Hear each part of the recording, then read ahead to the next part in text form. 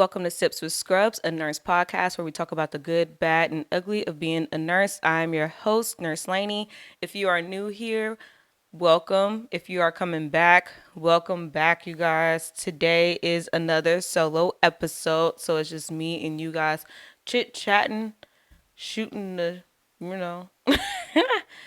But yeah, so it's just us today. So we're going to have a good day today. I'm excited for today's episode. I'm always excited to talk to y'all about things. I want y'all to talk back a little more, though. So, if y'all got opinions on any of the things that's said throughout today's episode, definitely comment down below on YouTube for those who are watching on YouTube. And for those who are listening via podcast, you guys can head over to my Instagram page, Sips with Scrubs, to leave comments. Sometimes I like post clips and stuff like that to get y'all opinion on different things.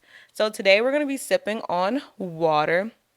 If y'all have noticed for the last couple of episodes, well, depending on how I put them out, I've been drinking water because y'all know I be trying to be healthy or at least make more conscious decisions on what I want to put in my body. You feel me? So I just filled this up to the top. For those who are just listening, I have a water bottle. I think this is like, girl, I didn't tore the sticker off of here. I can't remember how much water this is in here. So I ain't go. Oh wait, I found it. Okay, so it's 1,000 mLs or 33.81 fluid ounces, and I've already drank one whole of these today.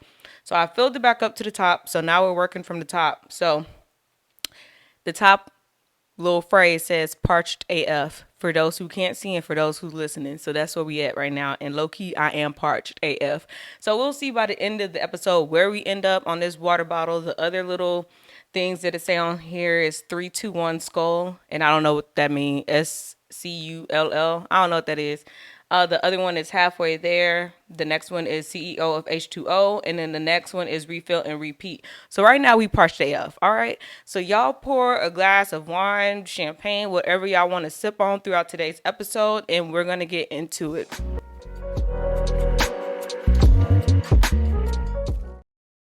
So we're going to get into our segment Bad Scrubs. For those who are very sensitive to topics, Bad Scrubs is an episode, or a segment on the show where we talk about nurses who were criminally charged with, different things. Sometimes they range from abuse of patients to killing them to them committing fraud to them stealing stuff.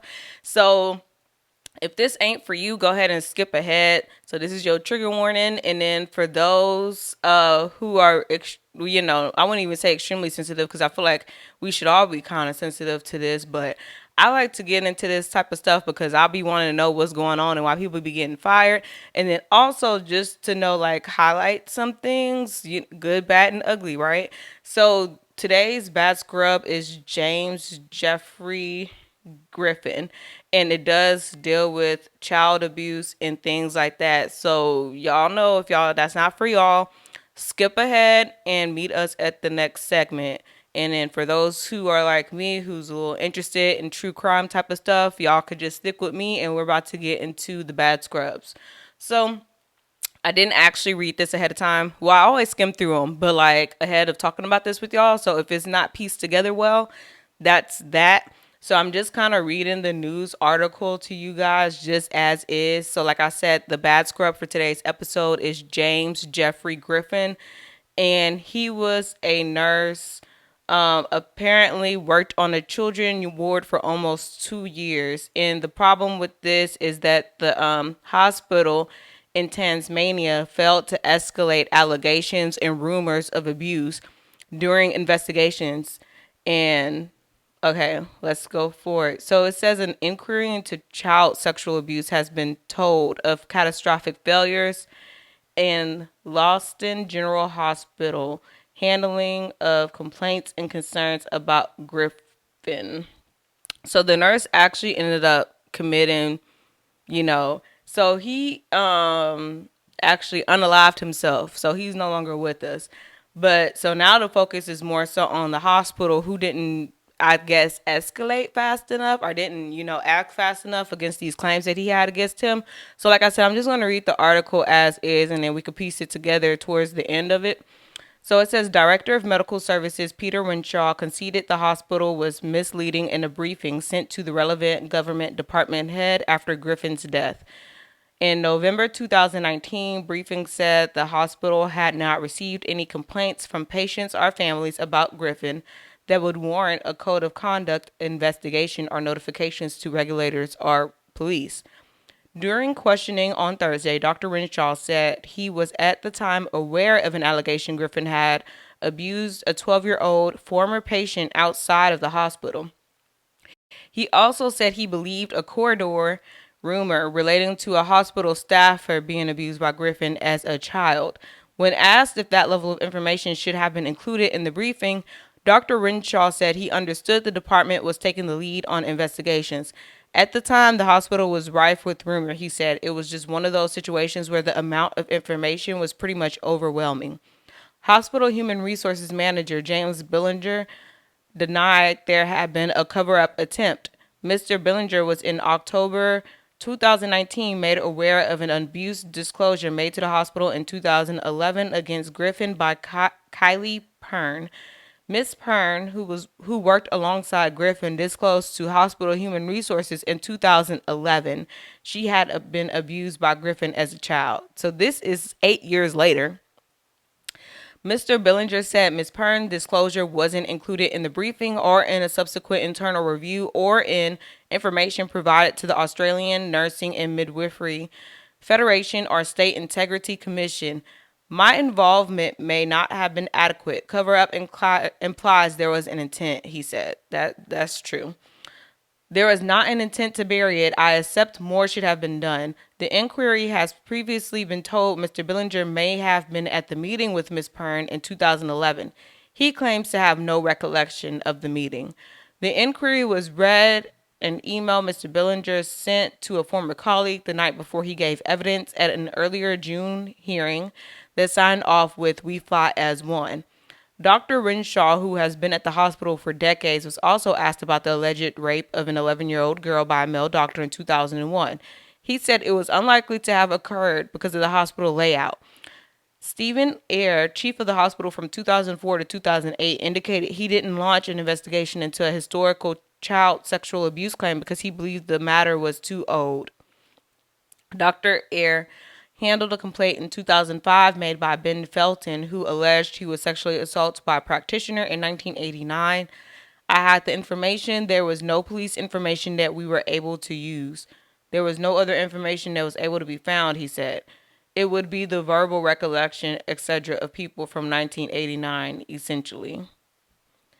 That's crazy. So it must have been some truth to it because the guy ended up taking himself out the picture. So, but that's very tricky situations, like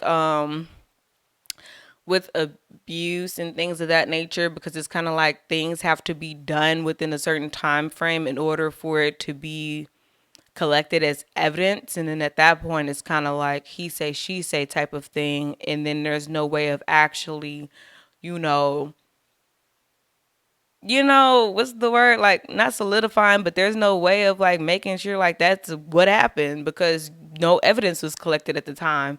So that's really unfortunate. I think it was some truth to what was told. Now, how much truth, I'm not sure, but definitely some truth was told because I don't think he would have, well, if somebody was accused of that, they know their life is going to change forever and the way they're going to be looked at forever has changed. So maybe it could have even not been true and he still would have took the same action because not everybody's mental state is the same, and that might be hard dealing with accusations and allegations like that.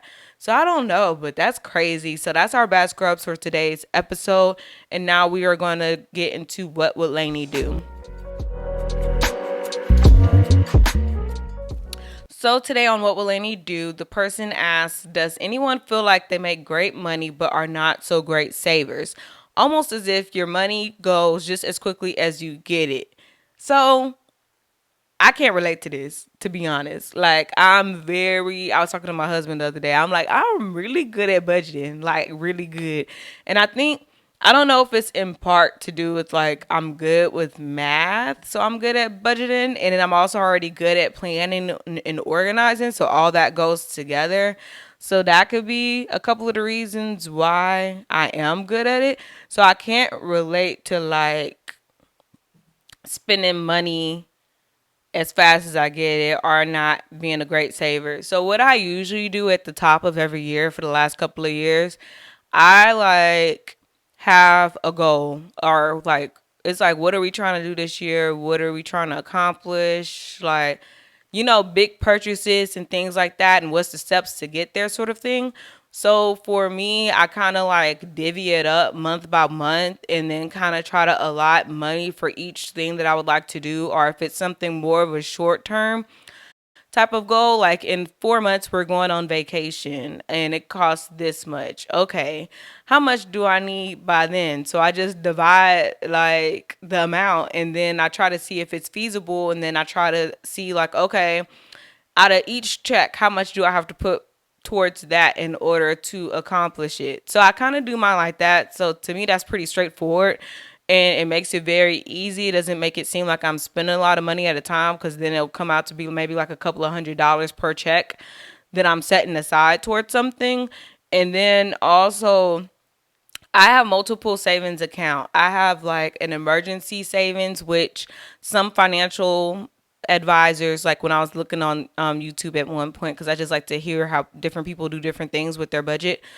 They called it actually a rainy day fund. They said that the rainy day fund is more like a short term type of thing. So like if your tires or something go out on your car, like something comes up, but it's not more than $1,000 type of thing. That's that savings. And then the other one is like more so rainy day is kind of like, oh, you didn't account for this in your budget and you just need a couple of dollars or whatever, so you'll just take money out of there and put it towards that and then replenish it at a later date. So the other one, I forgot what they labeled this savings at, but this savings is more so like saving 3 to 6 months of your income or whatever in case somebody loses a job. So I have really three savings account because one of them was used to like save money just for the house.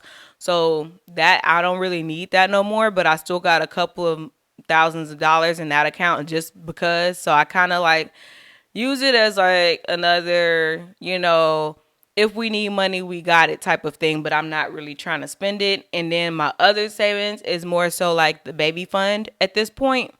So we're putting money into there to accommodate for if I can't work whenever I get pregnant, if I should get pregnant, and like if I can't, work up until a certain point, then we're good. Or if I don't want to go back to work after, we're good. Or whatever the copay will be on appointments and the labor and birth part or whatever. And the way I was able to do that is my friend recently had a baby and I asked her like ballpark how much, like if you could have saved the amount of money, how much would you recommend or whatever. So we kind of did that. But of course it's always better to have more than none. So I've already accomplished how much she said. So I'm just going to keep adding to it until the time come, where the stuff is happening. So, like I said, I feel like I'm actually like a pretty good saver, so I can't relate to this point post. I also believe in living below your budget. Like when we got this house, we made sure that one person would be able to afford it if something happened to somebody on their job.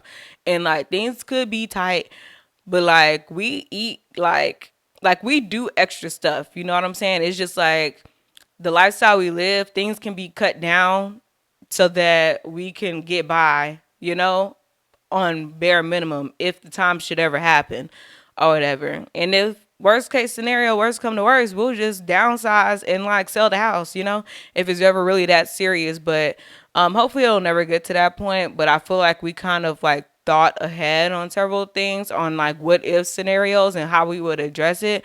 So I feel like if more people kind of thought like that, and like plan stuff, or like you can't plan everything, which is why we got the emergency savings, because some stuff just happened. Like I think it was last year. Yeah, last year our AC went out in our house, which is crazy because it's a new house. but we had to replace some part of it, and that was a couple of $1,000, and that wasn't expected, but we had the money, so we was able to accommodate for that, thankfully. So that's how I go about my life with my money. I have like a set amount set aside for me to spend frivolously. Yeah, frivolously. Okay. I have a set amount where I'm like, all right, I don't care what you like. You don't got to really do nothing with this. If you want to spend it on food, if you want to, this is for like when we want to eat takeout, if we want to do this or we want to do that, or if I just see something I like it, I buy it type of thing. Um, so that's how I live my life. So, like I said, I can't relate with this post because I actually put a lot of thought into that because I don't really ever want to be in a situation I can't see myself out of. So, my advice for this person would be to plan, to set money aside, see how much everything in your life costs for you to live a regular functioning life how you would want to do it, and then go from there. And then also, um sometimes money going as quickly as you get is not necessarily bad because maybe like you're putting it towards things like when I be spending my money, but it be like going towards saving, credit card stuff, and like my bills. And then the money that's left over is like just for me to spend. So it might not be that bad, but if it's like depending on the situation, if it is like you just really spending money like that, you just really need to figure out what's going on with you. Why you doing all this? You know what I'm saying? So that's my standpoint on it. And if y'all have any advice, please definitely comment down below on the budget. I mean, in the comment section. Like I said, I really like seeing the different things that people have to say in regards to budget because everything is different for everybody. And, by you having multiple sources, you could kind of piece together what would work best for you. So y'all definitely let us know about down below if you guys care to share about like how you budget your life and how you save and things like that. Because I definitely don't think it's a one size fit all sort of thing. So today's topic, we're going to be talking about the pros and cons of working 12-hour shifts. So I will be referencing an article throughout today's episode. It's on the mothernurselove.com website, and it's literally the pros and cons of 12-hour shifts for nurses. And I'll kind of be touching on some topics, and I'm not going to read the whole thing, but I will be touching on some of the points that they picked out and highlighted, and we're going to elaborate on that, and I'm going to give my opinion on it. And I also asked my Instagram page _Nurse Laney for those who want to follow. Like what are the pros and cons for them about working 12-hour shifts as a nurse? So we're going to get into that as well. So first we're going to start off just like off rip. Most of these points that they had, I agreed with, and then I tried to see if there was anything I would want to add, but I think the pros are pretty like apparent. So mine align the same as this article, and then the same with my Instagram page. When I asked people, everybody said the same thing for the pros. And then honestly, the cons were all the same too, but I did have an extra con that I did add that I didn't see anybody else say. So like with a lot of things just depend on like how you want to live your life, on whether it's like a pro or a con. So that's kind of like subjective to each person. So we're going to get into the article. We're going to go over the pros first. So pros of working 12-hour shifts. So one thing they say is more work flexibility. And by this, they mean that you can get creative with your work schedule. And then this person who wrote this, she's saying that she's a working mom, so she's able to be available for her kids. So luckily, it depends too on your hospital our unit, cause some people don't have the flexibility. It might be more flexible than other jobs, but there might be more nursing job that's more flexible. So like some, units, they allow you to make your own schedule. You could do it however you want to do. You don't have to work any type of day you don't want to. Most of them that I've seen do require you to work 2 weekend shifts a month, and that seems pretty standard. But not all of them let you do your schedule however you want. Some of them have like block schedules, and they alternate with different nurses on who works what days. And then there's some, like I said, that let you kind of schedule it however you want, but you have to work 2 weekend shifts out of the month. I even seen like some that it's like you literally have to work the Saturday and the Sunday consecutively, and you can't just make it like all Saturdays or all Sundays.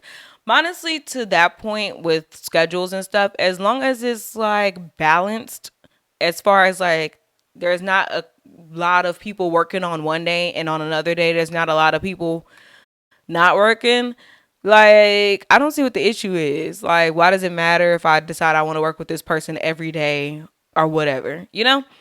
But sometimes that could get kind of tricky because then whoever does the balancing of y'all schedule, sometimes they'll move you around without asking you to fit the needs of the unit and not trying to see like what you got going on. So most of the time nurses do have to put like they're unavailable on a certain day so that they don't move them to work on the day they're unavailable for, because like you could schedule yourself just to not work that day, but if you don't put you're unavailable, they'll still move you to meet the needs of the unit. So the flexibility thing, for the most part, yes, is definitely more flexible than regular jobs. But like I said, also in comparing nursing jobs to other nursing jobs, some of them are a little bit more flexible than others. Another pro of 12-hour shifts is more days off. So because we work longer shifts, we get more days off, which just makes sense. So most nurses work 3 12-hour shifts. So then you got 4 off days, which is also like a plus. So they also said this is kind of correlating. So because you work less days, there's less commuting to work. So you get to save on time and gas. So you not like going to work 5 days out the week and then spending gas going to and from both times. So now you got 3 days you only doing that on. So like I said, with the more traditional Monday through Friday, you'll end up spending more gas than you would if you just working through 12s. So that's a plus. And then, like we said, with the flexibility, you are able to schedule stuff around your family life. Another pro they put is congruence of care. So I know this is one of the main reasons why they decided to go with the 12-hour shifts, like in general for nursing, is because there's less like nurses changing. So with the patients, they're able to stick with the same person for most of the day. And because of that, the nurse knows or should know what's going on with that person. And it's not stuff missing in like communication. But to be honest, y'all, the doctors change, and like some days the doctors will work a couple of days and they'll be off for a long time or whatever, and somebody else will cover them. So I mean, I know it's just like one day or whatever, but like they have different doctors at nights too, so then you still have to tell them all about the person. So I'm like, 12 hours sound nice, but I don't think it's necessarily necessary to have congruence of care. I think if people communicate it effectively, like during report, it shouldn't be an issue. And then also like with the timing of like I forgot what I was going with that point. But I don't feel like it should be an issue to have shorter shifts, because I feel like you could look up the same thing you look up in a 12-hour shift and a 10-hour shift or 8-hour shift or whatever. But this is kind of what they decided to go with. So they're saying like because it's a 12-hour shift, nurses do less handoff and are able to spend more time with the same patients. And they're saying like that translates into a decrease in nursing error because you're handing over patients less frequently and there's less chance of miscommunication. But this also differs with each unit because not every unit is the same. So like with the med surg unit, that's cool or whatever. But with ER, it's like you don't really need to know the people because they're not going to be with you for much time anyway. Same thing even with ER holds, because we're turning over just as much as the ER is, because we'll get patients from them and then send them upstairs and get another one from them and send them upstairs type of thing. So I don't think this applies to every unit. And I know as ER nurses, they have different shifts than we do. They still work the 12 hours or whatever, but they do they have like a morning shift, a mid shift, and then like a night shift type of thing. I feel like mm, with the morning shift, I don't know. Yeah, the morning shift, mid shift. I know how a mid shift would work, like on a regular unit, because you still need people to take over. So I don't know if that would work on a regular unit, other than them just being a floater and helping out with the main nurse, like the primary nurse, like if it's a primary nurse, and then the mid shift kind of just do like tasks. I can see that happening there, but I don't see how they could really like just take care of patients, because it's like who, unless what y'all will do, decrease the nurse to patient ratio and you just take care of a patient for 4 hours and then give them over to the next one. I don't think that'd be really efficient. But honestly, it's not that hard to know patients. Like, it's really just like, what did they come in for? Do they have any pertinent history? What is their mentation? How do they go to the restroom? What are we doing for them? What's the plan? And that's it. Like, I don't feel like it's that serious, but whatever. I don't. And my point with the doctor whole thing was is that they interchange, and honestly they only see them once a day anyway, so it's kind of just like, how well do you really know them? Half the time they come to us asking them, who's this person and why they in the hospital? So it's just like, all right, I feel like we could probably work something out where we didn't have to do that. But that's the whole point of the whole pros and cons of 12-hour shifts. Like, is it worth that or not? So the next pro is possibility of taking many vacations without using vacation time. Now this I do agree with, because you can just, this goes back to the flexibility. You could just put all your days together and then have like a week off, and then put your other days at the end of the next week, and then boom, you didn't have to ask for no days off. You just got to be telling them like, don't move my schedule or whatever. So that works, and I always like that. That's how we do our trips. Like, if you guys have watched my vlogs in the past, that's how most of the trips are done. I don't ever really have to take PTO. Now I don't have PTO because I'm PRN, but before I didn't have to take PTO because I would just move my schedule so that I could work my requirement and then go on vacation. So now we're going to get into the cons of working 12-hour shifts. And before we go any further, most of the nurses said the same thing about the pros as she did. But before we get into what this nurse says about the cons of 12-hour shifts, a lot of the nurses who I asked the question to, they said that the cons of 12-hour shift was that it was 12 hours, so it's very long.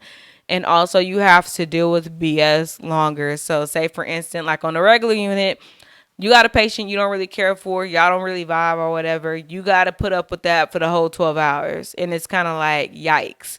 So to that point, with the whole congruence of care and like there's less nursing error, I don't know. We would have to really do a study to see if there's less nursing error, because due to the fact that it is so long, towards the end of the shift, what if the nurse is tired or whatever, and like they tired, they done been worn out. Who knows what happened the 8 hours or 10 hours before that point, and now we got a cold and your brain not working. Because I know for those who work 12-hour shifts, y'all know towards the last 12, well, last 2 hours, even three, it be kind of like brain fried. Like, I don't know what's going on. I don't know what day it is. I feel like I've been here forever.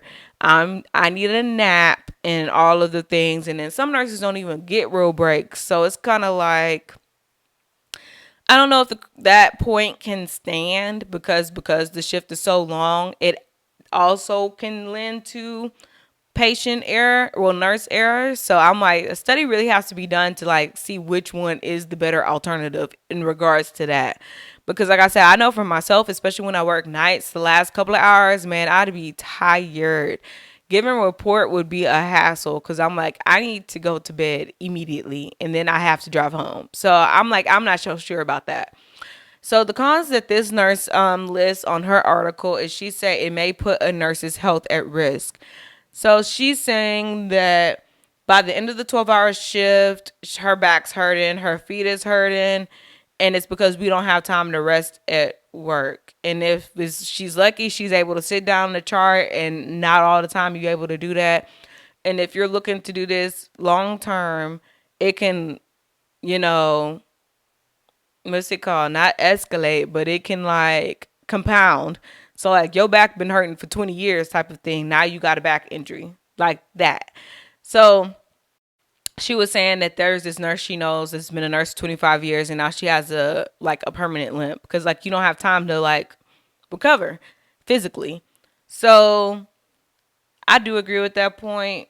That's why I always say it's up to you as a nurse to take care of yourself because ain't nobody really looking out for us to like do that. I make sure I sit down as much as possible at work. I ain't gonna even lie. Like I'll wait to do some things at this point just so I'm not up moving all the time and I get like a couple of minutes to myself. Like yesterday, for instance, I was there was something I had to do. Y'all know I've been in the ER for a while now, so I'm still in ER holds. And like I said, the turnover rate is crazy. So I got this one patient. He didn't have no orders at the time, but then like they had like all these orders, right? And I be trying to help the floor nurses. So when I give them to them, they may have some stuff to do, but they don't have a lot to do. And then same thing from like day shift to night shift, because I don't like they handing people over to me and they don't really have nothing for me to catch up on. And then when they come back, I'm giving them like, okay, we still got to do this, that, and this. And I know it's a part of nursing, but I try to like offset that as much as possible.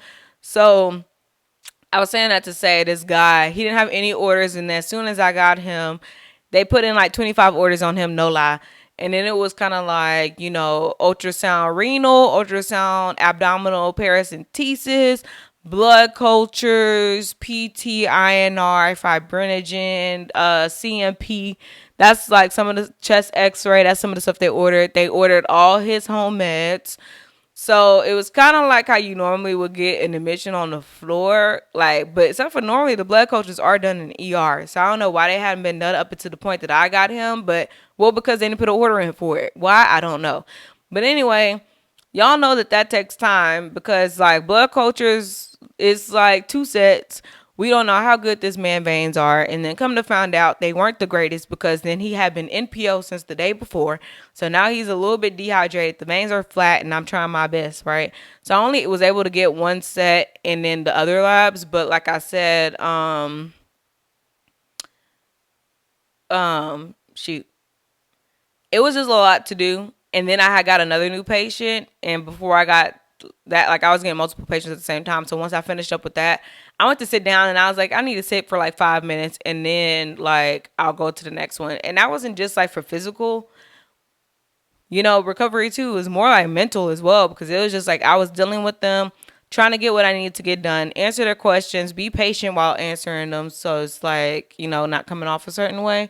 So like I was saying, all that stuff plays a part. So I definitely understand what she means by that point. And it's not just like physical, it's mental too, which goes into our next point, which is more nurse burnout. So a study done at University of Pennsylvania on hospital nurses was performed, and they found that the longer the shift, the higher the levels of burnout and patient dissatisfaction. So like that's what I was saying before. Like they would have to really do another study, which I'm sure is done somewhere, about comparing the congruence of care because of the length of the shift versus like the nursing era or whatever. Like which one is more nurse error, them changing over more often or us working longer? Because I feel like the working longer would be more. I feel like after a while we need a fresh set of eyes or whatever, or somebody with some little energy or something. So maybe even, like I said, we could work longer shifts, but we need like somebody to help us work the longer shift. You know what I'm saying? So like that's what they were saying, is that the nursing burnout, nursing working shifts that were 10 hours or longer were up to 2.5 times more likely than nurses working shorter shift to experience burnout and job dissatisfaction. And that also goes into the whole nurse retention thing, So imagine already working somewhere you don't like. Oh, wait, and then let me get into this other point they brought up with this. They said one reason may be that longer shifts give nurses less time in the day to take care for themselves.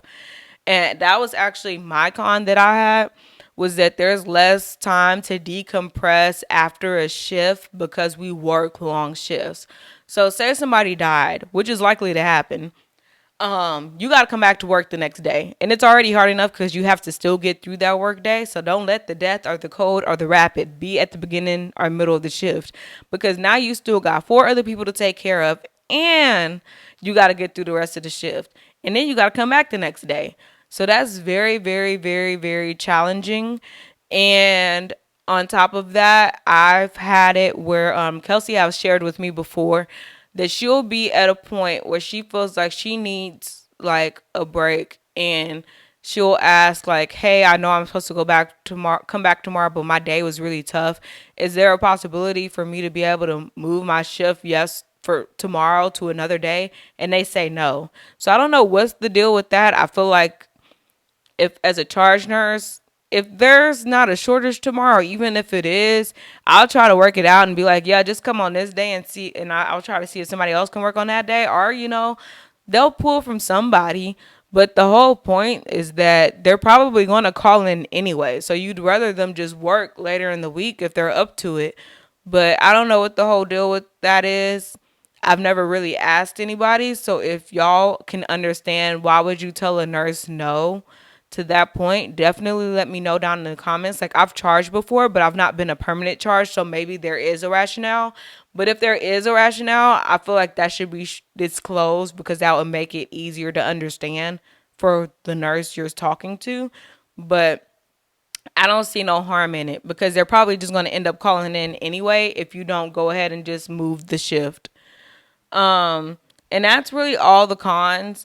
As I mentioned before, the nurses who I asked on Instagram, most of the pros were all the same, but the cons were literally also all the same, because it was just like we have to deal with BS longer, and it's like, dang.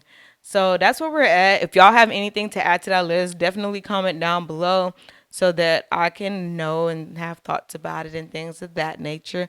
And now we're towards the end of our episode, so we're going to scrub and sip.